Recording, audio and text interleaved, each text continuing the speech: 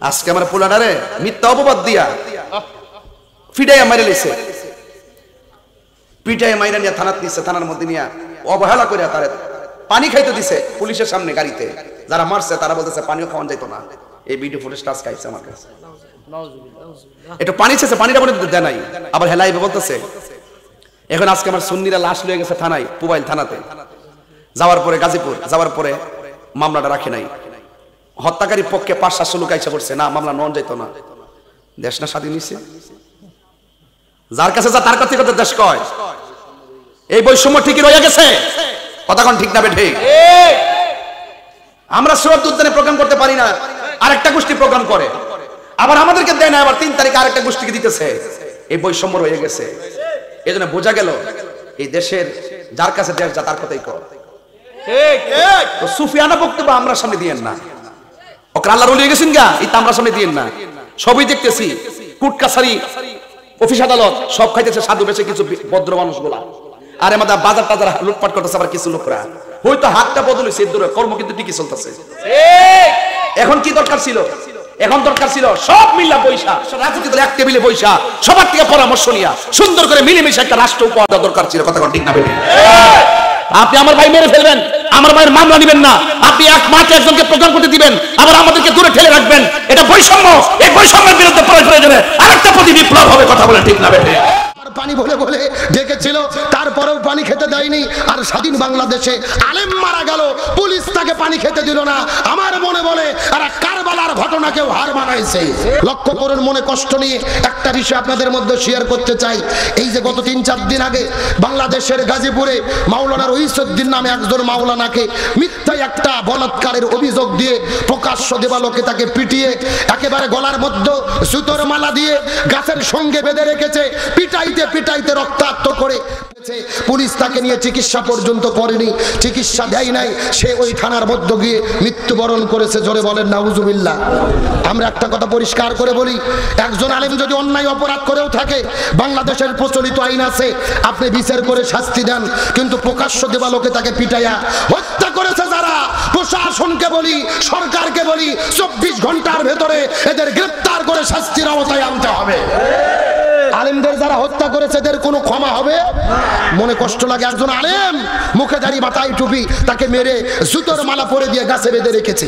Police যখন ধরে নিয়ে যাচ্ছে, এই আলেম এত কষ্ট পেয়েছে, পুলিশকে বলেছে ভাই একটা বার পানি খেতে দেন, আমার জীবন চলে যাবে। এইরকম ভাবে হাতের মধ্যে বোতল নিয়ে তার মুখের কাছে নিয়ে গেছে, তারপরেও পানি খেতে দেয়নি।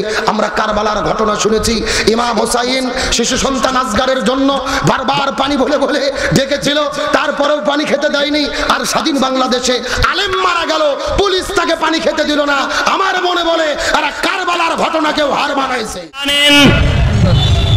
গত ফ্যাসিস্ট সরকারের আমলে বিরোধী দলকে যেভাবে দমন নিপীড়নের মাধ্যমে সভা সমাবেশে আক্রান্ত করেছে, তাদেরকে তাদের ঘর থেকে বের হতে দেয়নি, জেল এবং জুলুমের মাধ্যমে তাদেরকে দমিয়ে রাখার চেষ্টা করা হয়েছে। আমরা দেখতে পাচ্ছি আজকেও আমাদের পুলিশ প্রশাসন ভাইয়েরা আমাদের সাথেও বৈষম্য করার চেষ্টা করছে। আমি জানান দিতে চাই, সেই 25শে এপ্রিলের 1টা বাজে 3টা জায়গার পরিবর্তে যখন প্রেস ক্লাবকে নির্ধারণ করা হলো, তারপরেও সুন্নি জনতার মহাসমুদ্র হয়েছে। যদি 3 দিন আগে আমরা অনুমতি পেতাম, তো ঢাকা শহরের কোন রাস্তা সেদিন গাড়ি চলতে পারতো না। তবে আপনাদেরকে জানিয়ে দিতে চাই, আলহামদুলিল্লাহ রইস হত্যার বিচার আমরা দাবি করছি। সঙ্গে সঙ্গে আরো জানান দিতে চাই, সারা বাংলাদেশে আমরা নামতে 1 মিনিট দেরি করব না। শুনেছেন গাজীপুরে এক নিরীহ ইমামকে পিটিয়ে হত্যা করা হয়েছে। কমিটির লোক জড়িত আছে, কমিটির লোক ইমাম সাহেবকে অপবাদ দিয়েছে সে বলাৎকার করছে। তো বলাৎকারের শাস্তি কি পিটিয়ে হত্যা করা? এক্সট্রা জুডিশিয়াল কিলিং, বিচার বহির্ভূত হত্যাকে ইসলাম সমর্থন করে না। বিচার বহির্ভূত হত্যাকে প্রচলিত আইনও সমর্থন করে না। এখন পর্যন্ত নিরীহ ইমামের মামলা নেওয়া হয় নাই। ইমাম তো কবরে। কারা হত্যা করলো রইসুদ্দিনকে? কেন তাদের গ্রেফতার করা হচ্ছে না? কেন মামলা নেওয়া হচ্ছে না? বাংলাদেশে ইমাম সাহেবদের মূল্য নাই? আমি এই ময়দান থেকে সরকারকে বলছি, ইমামকে যারা পিটিয়ে হত্যা করেছে জড়িত প্রত্যেককে গ্রেফতার করে আইনের আওতায় আনতে হবে, নতুবা তার চড়া মূল্য গভর্নমেন্টকে দিতে হবে। ইমামের দোষ দিলেই হলো বলাৎকার করছে, সাক্ষী লাগবে না? কথা বলেন, লাগবে না সাক্ষী? জনগণ আইন হাতে তুললো কেমন করে? মেনে নিলাম বলাৎকার করছে। ইমাম আজম আবু হানিফার মতে ফাইল মাফউল লাতি, সমকামীকে ইমাম আজমের মতে হত্যা করা যাবে না, তাজির করতে হবে। রইসুদ্দিনের খুনের যদি বিচার না হয় আপনাদের অবস্থা খারাপ হয়ে যাবে। বাংলাদেশের মানুষ 17 বছরের সরকারকে ধ্বংস করে দিতে, পতন করে দিতে মাত্র 9 দিন সময় নিয়েছে। আজকে রইসুদ্দিনের বিচার যদি না হয় আপনাদের অবস্থা তার সাথে আরো বেশি শোচনীয় হবে। বাংলার জমিন থেকে আজকে যারা বৈষম্যের নাম দিয়ে বৈষম্যের পাহাড় গড়েছেন, মানুষের রক্ত শুষে গতিতে বসে মানুষের সম্মানের নিরাপত্তা না দিয়ে হত্যা করতেছেন, আপনারা এমন সময় আসবে লুঙ্গি নিয়ে আপনারা পালাতে পারবেন না। এখনো সময় আছে। বাংলাদেশ ছাত্র সেনার এবং ইসলামী ফ্রন্ট যুব সেনার রক্তকে গরম করবেন না, সারা দেশ অচল করে দাও। পুলানারে মিথ্যা অপবাদ দিয়া ফিডাইয়া মাইরে লইছে, পিটাইয়া মাইরা নিয়ে থানাত নিছে, থানার মধ্যে নিয়ে অবহেলা করে তারে পানি খাইতে দিছে পুলিশের সামনে গাড়িতে। যারা মারছে তারা বলতেছে পানিও খাওয়ান যাইতো না। এই ভিডিও ফুটেজটা আজকে আইছে আমার কাছে। একটু পানি চেয়েছে, পানিটা বলে দেয় নাই, আবার হেলাইবে বলতেছে। এখন আজকে আমার সুন্নিরা লাশ লয়ে গেছে থানায়, পুবাইল থানা যাওয়ার পরে গাজীপুর যাওয়ার পরে মামলাটা রাখে নাই। হত্যাকারীর পক্ষে 500-700 লোক আইসা পড়ছে, না মামলা নন যাইতো না। দেশ না স্বাধীন হইছে? যার কাছে যা তার কাছে কথা দেশ কয়। এই বৈষম্য ঠিকই রয়ে গেছে, কথা কোন ঠিক না বেঠিক?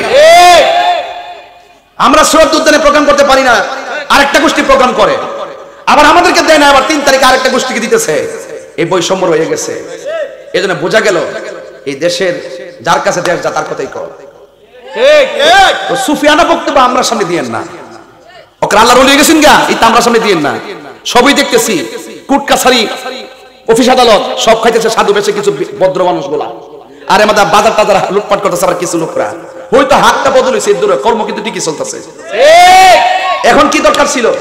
এখন দরকার ছিল সব মিল্লা পয়সা 49 রাজনীতি দল এক টেবিলে পয়সা সবার থেকে পরামর্শ নিয়া সুন্দর করে মিলেমিশে একটা রাষ্ট্র উপহার দেওয়া দরকার ছিল, কথা ঠিক না বেঠিক? আপনি আমার ভাই মেরে ফেলবেন, আমার ভাইয়ের মামলা নিবেন না, আপনি এক মাঠে একজনকে প্রোগ্রাম করতে দিবেন, আবার আমাদেরকে দূরে ঠেলে রাখবেন, এটা বৈষম্য। এই বৈষম্যের বিরুদ্ধে প্রয়োজনে আরেকটা প্রতি বিপ্লব হবে, কথা বলেন ঠিক না বেঠিক? আমারে খুঁজতেছে অনেকভাবে, মামলা দিয়ে একবারে সেট চালাইছে। আমি কইছি বাবা আমি তাহির হুজুর, আমার হাতের কবজির দাম আছে, এই হাত দিয়ে আমি জীবনে নবীর বিরুদ্ধে লিখি নাই, আমার জবানের কথার দাম আছে, এই জবান দিয়ে কোনো নবীর বিরুদ্ধে কথা বলি নাই। শুধু পারি নাই সুন্নিটির ফারানা পারি না, এর এক কাপ চা খাই বুড়া জায়গা। কিতাব পাইছো তোরা? কিতাব পাইছো? জীবনে ঘরটা বিল্ডিং দিয়ে বানিয়ে দিছে। সুন্নিগিরি করো তোমরা। আবার আগামীতে সিদ্ধান্ত নিব সুন্নির থাকবে একজোট, এরপর হবে ব্যালটে ভোট। আমাদেরকে অবহেলা করে একটা সাইডে ভালো রেখা, অথচ মেজরিটি পার্সেন্ট হলাম সুন্নি। এত সুন্নি হওয়ার পরও আমাদের একটা সাইড করে ভালো রেখা, রাষ্ট্রের সুবিধা তারানে, রাজনৈতিক সুবিধা তারানে, অর্থের সুবিধা তারানে লাস্টে ট্যাগ লাগা সুন্নিদেরকে, কথা কোন ঠিক না বেঠিক? এখন সুন্নিরে এক থাকতে হবে, বুড়াবুড়ি পরে আগে এখন, আগে নিজেদের জোট, তারপরে ব্যালটে ভোট। এবার সুন্নি দিকে আমরা ভোট দেব, কথা বলেন ঠিক না বেঠিক? এটাই পরিষ্কার, এছাড়া এই দেশে শান্তি আসবে না। কেন বলছি? এই স্বাধীনতার পরে এমন করে মা সন্তান নাই মাজারে আক্রমণ করবো স্বপ্ন দেখতো, কিন্তু 8 মাস হয়েছে না, প্রায় 95টা মাজারে আক্রমণ করে উড়াই দিচ্ছে। কি ভাবলেন, কি বুঝলেন? আইবার আগে যে মাজার ভাঙ্গে 2 দিন পরে ঘর ভাঙবো। সুন্নিরা না বুঝলে তোরা আমার দাওয়াত করিস না।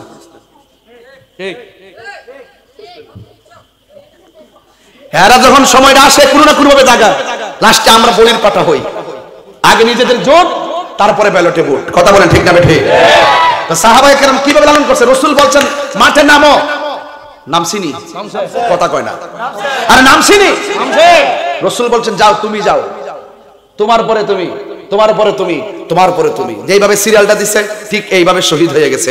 এর দ্বারা প্রমাণ হয় আমার নবী গায়েবের খবর দেন ওয়ালা। কথা কোন ঠিক কিনা বলেন? এরপরে কি নবী কি গায়েবের খবর, যার নাম শুনিলে চমকে ওঠে দিল বেকার হয়ে যায়, গায়েবের খবর দেন ওয়ালা এলো রে মক্কায়। ঠিক কিনা? তুমি কে আমি কে? সুন্নি সুন্নি, নীরব না বিপ্লব? বিপ্লব বিপ্লব। চিন্তা করেন।